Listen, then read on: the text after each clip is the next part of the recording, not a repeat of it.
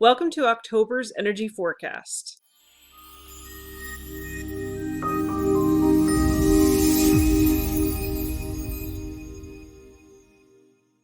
Hi everyone, I missed all of you. Sorry about September. I had planned to do an energy forecast from Sedona, and I actually did video some stuff, and I might post it anyway, but it was very raw and in the moment, and there were so many things happening to me in Sedona that I didn't really have a chance to process what was happening until I got home. And I didn't realize how impactful that was going to be for me on a personal level. So really had some very deep emotional healing when I was in Arizona. And I wasn't really expecting that to happen. I always thought Sedona was this really cool place and I was just going to visit. I didn't want to have a lot of expectations. But I think just the fact that I had the space to be away. So yes, there's a high vibrational energy that definitely we tapped into when we were there, but also I had space and space to heal. And I think that's a good place to start because right now, the intensity of October and then going into November, it's huge. We're in a place of a huge paradigm shift. So if you can imagine a paradigm being a collection of beliefs and ideals and practices, rules, protocols, and we're just in this time of this huge shift of belief, of theory, of how we feel about things. And it's really shaking a lot of people up, but it's shaking up the world. If you notice some of the things that we really held on to, long held beliefs about things and long held structures, and things are changing rapidly. So I think it's really important that we take time to give space for ourselves in our lives to really contemplate what that deep cellular level healing actually is. And if you can give yourself the space for that, I feel like you'll be so grateful that you took the time. um these are like I said, that deep cellular healing. So what that means is that in your body, we have a physical cell, and we have physical cells, we have a physical body, but we have a light and an energy body. That I always see the light energy body as a reflection of the physical body, in a way almost like the energy body directs the physical body. So it's like the master plan, it's like in charge. And so the energy body has its own cells, and sometimes I feel like I can see almost like the energetic cell overlap the physical cell to direct it, to kind of direct traffic in a sense, and kind of, show the way. And often we don't listen to our energy self. And most of the time, people just don't really know how until the information seeps into the physical. So until we're actually feeling um, either sick, or maybe we're feeling very healthy too, but those representations of the spirit, of the energy in the physical, is normally what most people feel. So if they're feeling off, they might feel dizzy, or they might feel nauseous, or something like that. Or we know, we get confirmation from spirit. Sometimes we feel goosebumps all over. There's different ways that our body communicates with us, and it's like a tool of communication through spirit and energy. But on the cellular level, we have experiences stored in the energy cells, in the energy body. And those experiences could be from past lives. It could be from other worlds, other existence that doesn't really translate well into what our human understanding is. So really important to take the time right now to allow yourself the space to have that emotional cleansing and healing. And Sedona offered that, in a sense of, there's a high vibrational energy that exists there. And you think about it, you're in the mountains, and it kind of has become this like spiritual mecca because people have discovered energy vortexes there. And again, I say discovered, maybe it's felt, maybe they're existing, and there's connections to our galactic family in Sedona, Arizona as well. So we we have this sort of like a very special place where many ley lines, many energy lines in the planet kind of interact with each other or they intersect. And it also is a special place for divine feminine energy. And so feeling that divine feminine energy, but those red rocks and that balance of that masculine presentation too. And there's something in the red rock that I always felt was very deeply healing.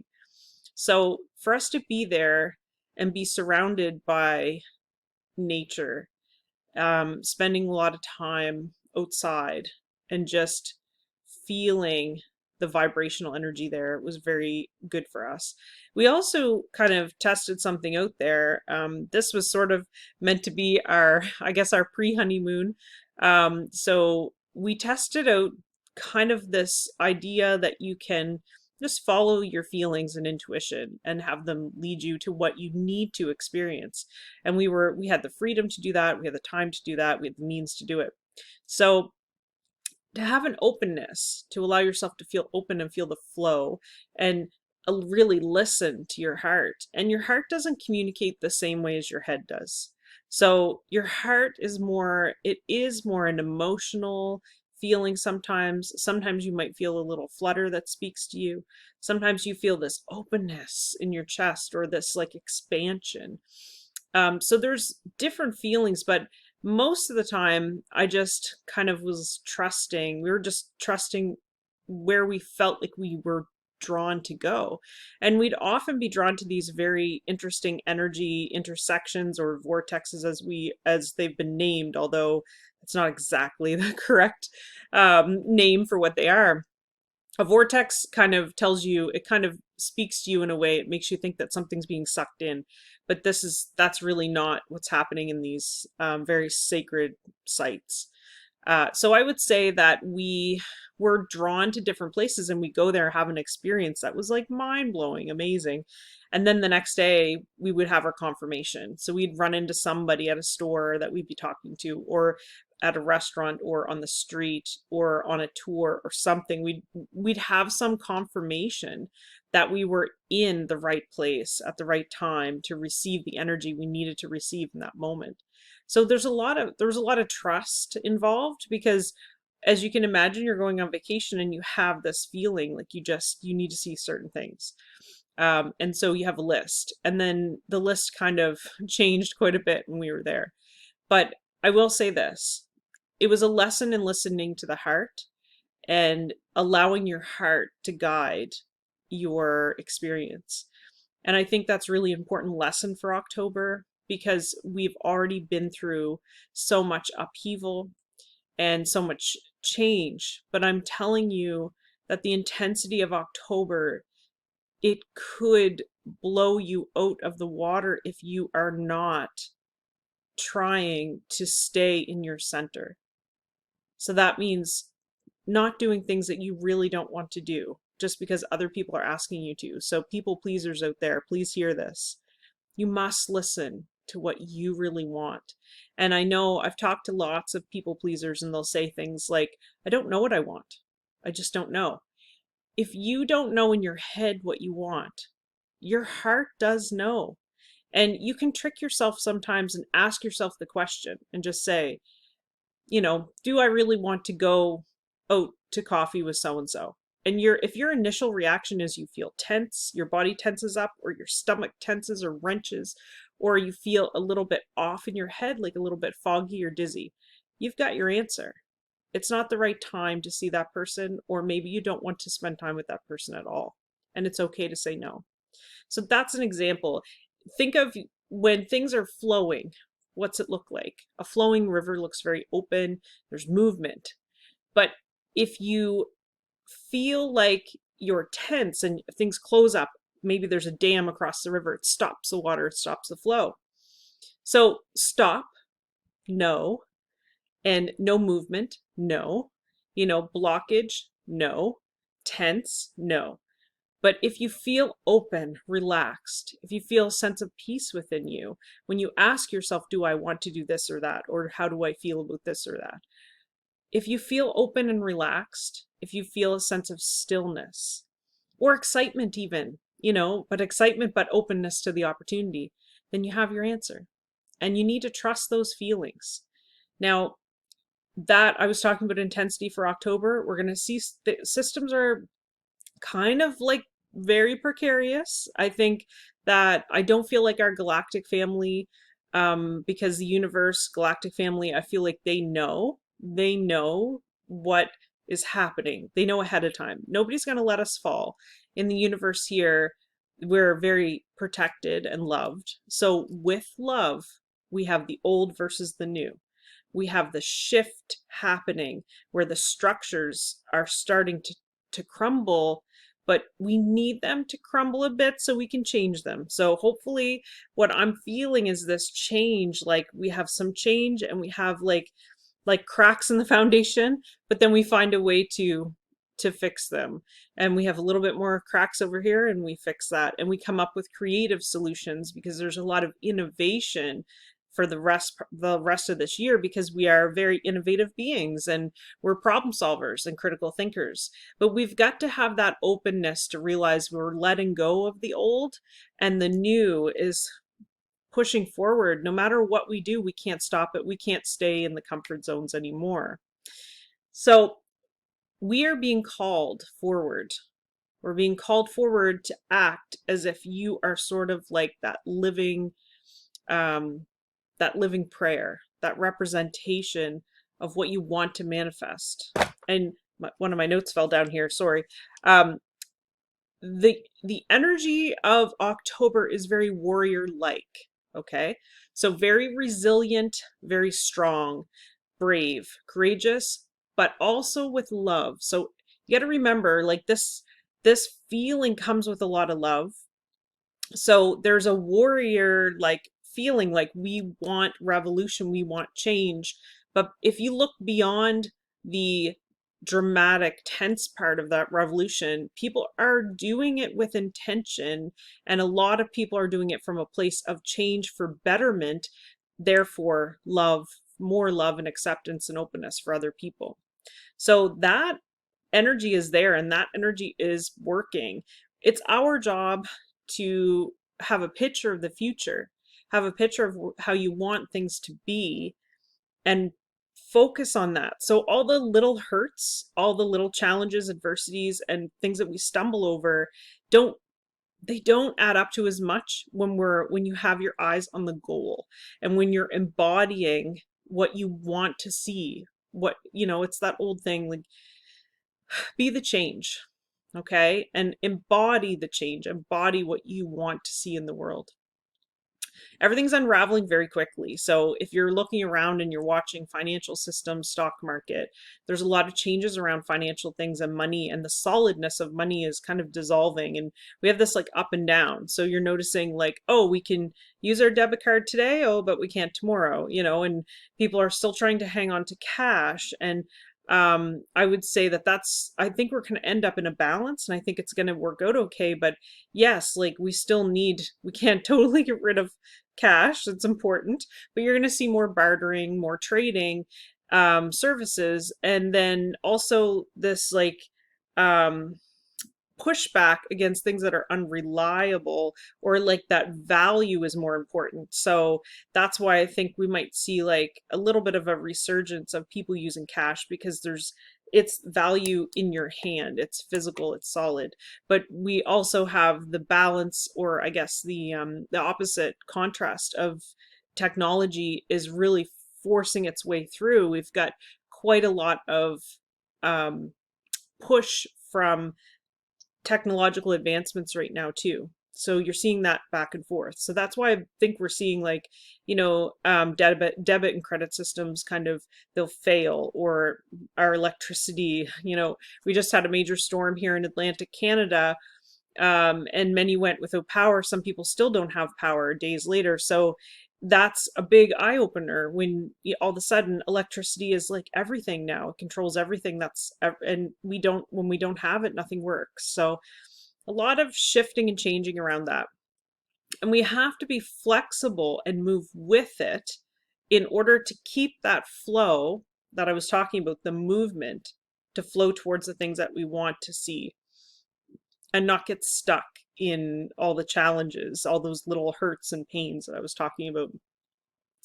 An openness to understanding will be extremely important for the rest of this year. And I feel like I'm doing this energy forecast for October, but it kind of fits a lot for November too, which does happen. 1 month will bleed into the next, because we're really being hit hard with a lot of different ways of looking at things. Like, there probably those beliefs have always been there, but now it's like you must process this new information. So an openness to understanding. So you can't explain something to somebody who doesn't first have an openness to trying to understand what you're saying. So you may find yourself kind of trying to keep people in your life as you change and evolve. You might be trying to keep people in your life and keep them on the same page as you, and it's just not working, and you're just frustrated. You don't want to leave people behind, but at the same time, we need to evolve, and we need to keep expanding our awareness and increasing our vibration. When you do that, there is a lot of pushback, and I've been asked to do a video about that too, so I will do that so you can have more information on that. So there's all this balance between what our needs and our wants are right now too. And so that's important, really important to be grateful for what you do have and what you are supported with, and to also try to be in a place of discernment between the balance and the needs, because we are going to want things very quickly in October, and we're going to be impatient about it. We're going to be like tired of waiting. So I feel like the energy now is more like, well, I've been waiting all this time and I really want it. But the question is, do you need it? If it's a question of need, I feel like it's really important to kind of set out your your wish list, your Santa Claus list, put it out to the universe, because now is a great manifesting time. But your feeling behind what you're asking for is important too. And so if the feeling is, well, I just want it because I've been waiting a long time and I deserve this. But if it's a need, like it's housing, it's a better job, it's food, it's a need to heal an old wound, a need to repair a relationship, those are important. It's important to know the difference. Do you want to heal a relationship for a selfish reason, or is it for the greater good? Keep asking yourself those questions and try to focus on the things that are for your highest good or the greater good. And I talked about how we are in this like warrior energy right now. But I need to say to you that as a soul, you have to know that you only came into this time of great change and evolution and expansion because you're strong enough to do it. So you are resilient and strong enough as a soul being to handle all this shift and change. So if we can think about it that way, then it's easier to take change as it comes. So knowing that you as a soul have come here to paint the world with your brush. You've actually come here to be part of this expansion and evolution and to support the change. And you're strong enough to do it, or you never would have come here. So this is a school. Earth is a school. And in the universe, it is widely looked at a manifesting place where we manifest things into physical reality. It's also looked at as a place to learn lessons for souls and to expand the energy of your soul, to have the expansion that the universe actually experiences every second of every day. So it's really important to remember as we're going through all these changes in October, November, and things that we kind of suspected are starting to fall away. And usually that finalization is what pushes people to really change. And the people that have been called forward to be the helpers and the inspirers and empower people, you have to do it. You have to. It's time to embody the change, but embody what you want to see. If you want to see more people being kind, you have to be kind. And you have to take this on like it is your main focus. So your galactic family, and when I say galactic family, what I'm meaning is all the other beings in the universe that have been watching quite intently as we go through this change. And there are many beings and species of extraterrestrials in the universe that are watching us and waiting to see what happens. And they're also supporting us, and they do know, I feel like they have a pretty good idea of what's coming. And I know that we are being guided and supported. So if you need help, if you're feeling a big feeling people keep telling me is they feel homesick, but they're homesick for a place that they don't know where it is. They don't know what it is. They don't have a concept for what they're missing. And I would say to you that that is a genuine feeling that many people are having, and they don't understand. They're missing something, but they don't quite get it. And it's a signal that, I believe that we are all a part of this universe, and we are all galactic beings at, at the core. And we are made of stardust, literally, our chemical composition. So I want you to know that you're being supported by the galactic family, but I also want you to know that you can ask them for help, and you should ask them for help. The veil is lifting, and we are seeing a lot of surprising truths. And I don't want what I would say to you, a big focus for October is to not just take things at face value. This is time to question. This is time to wonder. This is a time to only choose the things in your life that fit for you. Can you do that? Can you just take a step back, be a little bit more mindful, to analyze things maybe a little bit more critically, to understand that truth, there are so many truths and so many perception of truth, so many versions of truth, and they don't have to be for you. You may have your own truth, and it doesn't have to be the same as anyone else's. So hold on tight for October. Make sure you're grounding, make sure you're grounded, make sure that you've done some emotional work on yourself, so that you can feel like you are prepared and stronger for the change that's coming. And I don't think we all need to be public about the work that we're doing to help others or to support the world as we go through these shifts. I believe put yourself in a good place. Feel good, feel joy and bliss, appreciate the magic of nature, appreciate where we are. Know that your spirituality is going to come into huge play next year, and there's a lot of questioning already happening. If you're questioning yourself, how you fit in this world, what's going to happen, where things are going, what do you believe, that's perfect. You're in the right spot. And there is no truth that is more important than your own personal truth at this time. It doesn't mean you have to fight people for what you believe.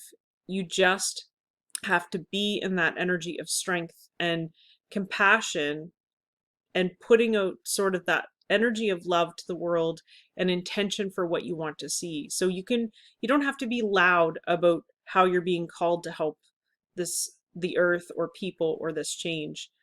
You can do it from your own space. You can meditate and send beautiful, blissful energy into the world to help others.